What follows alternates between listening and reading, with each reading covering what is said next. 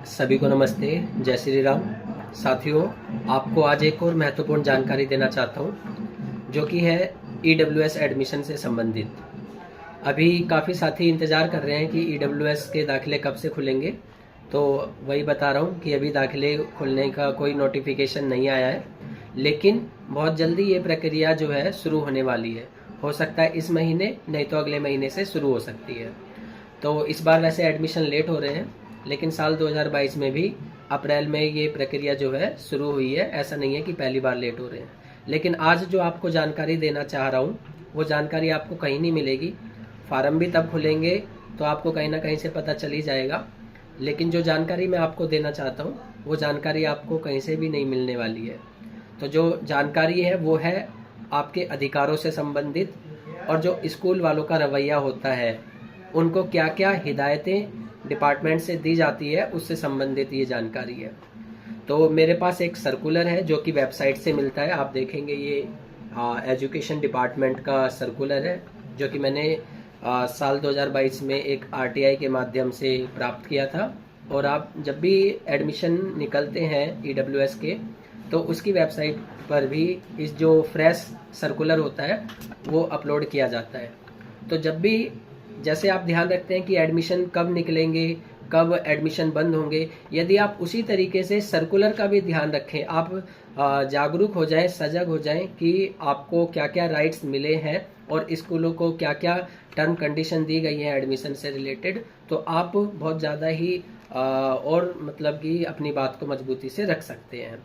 क्योंकि कई सारे स्कूलों का जो रवैया होता है वो माता पिता के जो प्रति है, जब भी वो एडमिशन लेने के लिए जाते हैं तो वो थोड़ा सा नेगेटिव देखने को मिलता है। ऑलरेडी जो बच्चे EWS कैटेगरी में पढ़ रहे हैं, तो काफ़ी सारे स्कूल जो हैं कुछ ना कुछ बहाने बना करके उन्हें हटाते रहते हैं या फिर उनसे तरह तरह के डॉक्यूमेंट मांगते रहते हैं। तो आज जो इसमें इम्पोर्टेंट्स बिंदु हैं, वैसे कई सारे पॉइंट्स हैं, लेकिन काफ़ी सारे साथी हैं जिनको वीडियो बहुत जल्दी फास्ट देखना होता है, उन्हें क्या काम की चीज़ है इससे कोई लेना देना नहीं है। लेकिन मैं जो जानकारी आपको दूंगा वो आपको कहीं भी नहीं मिलेगी, और कोई भी नहीं चाहता है कि आज के टाइम में आप लोग अपने अधिकारों के प्रति जागरूक बने। तो इसीलिए मैं आपको बता रहा हूँ। तो कुछ जो भी अनएडेड रिकॉग्नाइज प्राइवेट स्कूल होते हैं उनको डायरेक्शन दी जाती है, उसी में से जो डायरेक्शन है वो मैं कुछ आपको बताता हूँ जो इम्पोर्टेंट है। तो फर्स्ट ऑफ ऑल, जैसे EWS एडमिशन में जिस भी बच्चे का नाम आ जाता है, तो सबसे पहले स्कूल को बोला गया है कि वो अपने स्कूल की बिल्डिंग में कहीं पर भी, किसी भी स्थान पर, वो जितने भी बच्चों का नाम आया है उसको डिस्प्ले करेगा नोटिस बोर्ड पर। और दूसरी मैं आपको कंडीशन जो गाइडलाइन दी गई है स्कूल को वो बताना चाहता हूँ। Many parents may be approaching private school for the first time, therefore in order to help and facilities the parents of EWS/DG and CWSN category children, the concerned school must set up help desk within the school premises to explain the parents the formalities regarding paperwork etc required for admission। साथियों, जितने भी परिवार EWS category में अपने बच्चे के नामांकन के लिए सालों से इंतज़ार करते हैं, क्योंकि ये ज़रूरी नहीं है कि एक ही बार में नाम भरा और आ गया, तो इसलिए मैं सालों कह रहा हूँ। क्योंकि जब भी नाम आ जाता है तो काफ़ी सारे जो माता पिता हैं वो क्या नाम है, शिक्षित जो फैमिली होती है वहाँ से नहीं आते हैं। तो ऐसे में स्कूलों को गाइड किया गया है कि आप लोग स्कूल में हेल्प डेस्क लगाएंगे, क्योंकि कई सारे माता पिता हैं जो प्राइवेट स्कूलों में पहली बार विजिट करते हैं, तो वहाँ पर उन्हें किस प्रकार से कम्युनिकेशन करना है, कैसे किस जगह से पूछताछ करनी है, तो ऐसी उन्हें जानकारी नहीं होती है। तो स्कूलों को सीधा सीधा हिदायत दी गई है कि जो EWS, DG और CWSN कैटेगरी में नाम जितने भी बच्चों के आए हैं उनके माता पिता की मदद के लिए हेल्प डेस्क लगाएं, जो कि उन्हें पेपर वर्क की फॉर्मेलिटी के बारे में बताएंगे, उनके कागज चेक करेंगे, उनके कागजों में क्या कमी है, कैसे कागजों की कार्रवाई जो है पूरी होगी, ये इसके बारे में गाइड करेंगे उनको। तो EWS के अलावा एक कैटेगरी है इसमें DG, जिसको डिसएडवांटेज ग्रुप बोला जाता है, जिसमें SC, ST, OBC। तो इन कैटेगरी के लिए जो भी होता है उसको DG नाम दिया गया है। और एक CWSN कैटेगरी है। जैसे कि कुछ बच्चे हैं जो फिजिकली हैंडीकैप हैं, इसके अलावा कुछ बच्चे ऑर्फन हैं जिनके माता पिता नहीं हैं, वे भी इस स्कीम का लाभ उठा सकते हैं। तो EWS, DG, CWSN, तो ये तीनों कैटेगरी के लिए ही ये सर्कुलर जारी होता है और ये एडमिशन प्रक्रिया शुरू होती है। अगला जो पॉइंट है, it should be ensured by school authorities that the admission to EWS category successful candidates shall not be denied on frivolous ground. Example, 1 or 2 letters are different in any name in some documents. साथियों, कई जगह जैसे कि एक ही जगह आई हो जाता है फॉर्म को भरते समय और आपके आधार में नाम अलग है, तो ज़्यादा डिफरेंस तो नहीं होना चाहिए, ऐसा ना हो कि राम का श्याम हो जाए। लेकिन अगर माइनर कोई प्रॉब्लम हो गई है फॉर्म को भरते टाइम में, तो स्कूल वाले मना नहीं कर सकते। ए का आई बन जाए या ओ का कुछ बन जाए, तो ऐसे में जो माइनर डिफिकल्ट कोई हो जाता है, फॉल्ट हो जाता है, तो आपको स्कूल जो है मना नहीं करेगा एडमिशन के लिए। ऐसा जो है हिदायत विभाग ने दी है।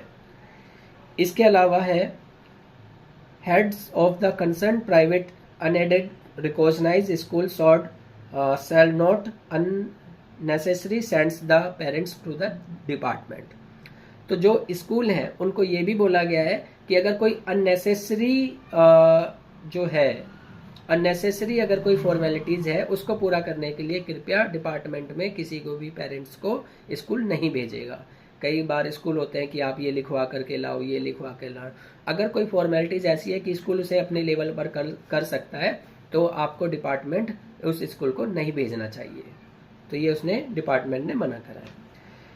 अगला जो पॉइंट है, admission to be grant as soon as possible so that children can join the academic session on the very first day itself. अगर आपके बच्चे का नाम उसमें आ गया है तो स्कूल को ये बोला गया है कि अगर बच्चे का नाम आ जाता है तो उसको जल्दी से जल्दी एडमिशन दिया जाए, जिससे कि वो उस सेशन की पढ़ाई जल्दी से कर सके, ना कि उसको एडमिशन देने में देर किया जाए।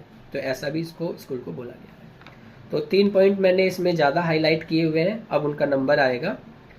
The school shall not charge tuition fees from the students admitted under EWS DG category.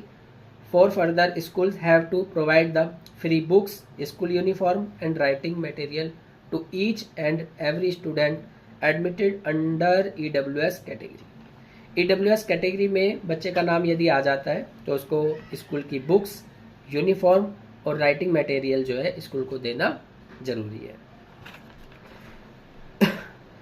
इसके अलावा the school shall not ask for income certificate from those EWS category parents who submit copy of BPL, AAY food security card issued by food and civil supply departments. यदि आपके बच्चे का नाम ration card के जरिए आया है तो आपसे इनकम सर्टिफिकेट नहीं मांगा जाएगा, और इनकम सर्टिफिकेट के जरिए नाम आया है तो राशन कार्ड नहीं मांगा जाएगा। कई बार ऐसी भी प्रॉब्लम देखने के लिए मिली है। The school shall not ask for any income certificate from the parents applicants who have been selected under DG category. अगर DG कैटेगरी में बच्चे का सिलेक्शन हुआ है तो उनसे इनकम सर्टिफिकेट के लिए नहीं कहा जा सकता है। तो साथियों, आप फॉर्म में जो भी जानकारी भरते हैं उसी से संबंधित आपसे डॉक्यूमेंट मांगा जाएगा, इसलिए जब भी फॉर्म को भरें तो बहुत ही सावधानी से सारे विकल्प जितने हैं उनका चयन करें, क्योंकि वही डॉक्यूमेंट आपको वहां दिखाने हैं। नेक्स्ट पॉइंट है, the school shall call all candidates allotted through computerised draw of lots on their registered mobile number informing about the selection in the school and last date of admission. काफ़ी साथी हैं जो keypad वाला phone use करते हैं, तो keypad वाले phone में जो मैसेज की कैपेसिटी है वो काफ़ी कम होती है। तो जब भी उनके बच्चे का नाम आ जाता है, ऐसा भी मामला देखा गया है कि उन्हें मैसेज में पता ही नहीं चला या ध्यान ही नहीं दिया, तो स्कूल की ये जिम्मेदारी बनती है। स्कूल को ये बोला गया है कि आप बच्चे का जिसका भी नाम आया, आप उनके माता पिता को जो भी फॉर्म में मोबाइल नंबर दिया है आप उस पर कॉल करेंगे और ये जानकारी देंगे कि आपके बच्चे का नाम आ चुका है। तो ऐसा भी इनको स्कूल को डायरेक्शन दी गई है। नेक्स्ट पॉइंट है, the school shall not refuse to grant admission to EWS category children on the ground of distance range. यानी कि अगर आपके बच्चे का नाम किसी भी प्रकार से आ गया है तो डिस्टेंस के रेंज पर जो है स्कूल जो है मना नहीं कर सकता है। आपको पता ही होगा, पहले 0 से 3 किलोमीटर का स्टेप होता है, फिर 3 से 6 होता है और फिर 6 किलोमीटर से एबव होता है। तो आपका जो फॉर्म है अगर उसमें किसी भी रेंज में आपके बच्चे का नाम आ गया है तो डिस्टेंस के रेंज का हवाला देते हुए स्कूल जो है बच्चे को एडमिशन लेने से मना नहीं कर सकता है। एक और पॉइंट है इसमें, द स्कूल, ये डेट इसमें डाली गई है 30 मई 2022, क्योंकि 22 का सर्कुलर मैं आपको बता रहा हूँ।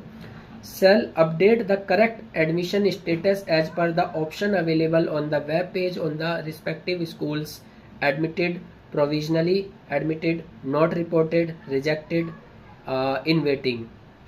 तो इसका मतलब ये है कि स्कूल को अपनी वेबसाइट पर ये जानकारी देना बहुत ही ज़रूरी है कि EWS कैटेगरी के अंतर्गत आपने कितने बच्चों का इस वर्ष में एडमिशन लिया, कितने बच्चों का आपने नाम कैंसिल किया, कितने बच्चे अभी वेटिंग में हैं। तो जिनका आपने कैंसिल किया उनका क्या ठोस कारण था, तो सही रीज़न बताते हुए स्कूलों को ये लिस्ट जो है अपनी वेबसाइट पर देनी पड़ती है। तो वो लगाएंगे कि हमने जिन बच्चों का एडमिशन लिया है उनकी भी लिस्ट लगाएंगे, जिनका कैंसिल हुआ है उनकी भी लगाएंगे। तो ये सभी जानकारी जो है स्कूल वालों को देना भी ज़रूरी है। तो जानकारी अगर आपको अच्छी लगे तो वीडियो को लाइक भी करें और जो ज़रूरतमंद साथी हैं उन तक शेयर भी करें। इसके अलावा एक और जानकारी आपको देना चाहता हूँ कि जब भी एडमिशन निकलेंगे, वैसे तो मैं आपको अपडेट दूंगा ही, पेरेंट्स जैसे ही अपने डॉक्यूमेंट्स लेकर के जाते हैं स्कूल में अपने बच्चे से संबंधित, अपने से संबंधित, इसमें एक पॉइंट और भी था कि अगर माता और पिता, कई सारे जो हैं ऐसे भी फैमिली हैं जो क्या नाम है, उनकी माता के नाम से इनकम सर्टिफिकेट बना है, तो अगर माता के नाम से इनकम सर्टिफिकेट है तो आप उसको भी अपलोड करके जो है फॉर्म को भर सकते हैं। तो मदर और फादर दोनों में से किसी एक का इनकम सर्टिफिकेट होगा, आप उसके बिहाफ पर भी EWS का एडमिशन अप्लाई कर सकते हैं। एक और इसमें दिया गया है कि अगर आपको एडमिशन से रिलेटेड कोई भी प्रॉब्लम हो रही है तो हेल्पलाइन नंबर जो है जारी किए जाते हैं। अभी इसमें 2 हेल्पलाइन नंबर मेरे पास सर्कुलर में है, लेकिन हो सकता है जो लेटेस्ट सर्कुलर आएगा उसमें चेंज होगा, तो इसलिए जो है ये मोबाइल नंबर मैं अभी आपको नहीं बताऊंगा। अगला जो सर्कुलर आएगा तो उसमें आपको कंप्लेन नंबर, हेल्पलाइन नंबर जो है मैं ज़रूर दे दूंगा। इसके अलावा उन्होंने पोर्टल भी बनाया है, कंप्लेन पोर्टल। अगर आपको एडमिशन लेने में कोई प्रॉब्लम आ रही है और आपकी समस्या जेन्युइन है तो आप इस पर अपनी शिकायत भी दर्ज कर सकते हैं। तो फिर पुनः दोबारा बोलूँगा कि अगर वीडियो आपको अच्छी लगे, जानकारी अच्छी लगी तो शेयर करें, लाइक करें और ज़रूरतमंद साथियों तक अवश्य पहुँचाएं।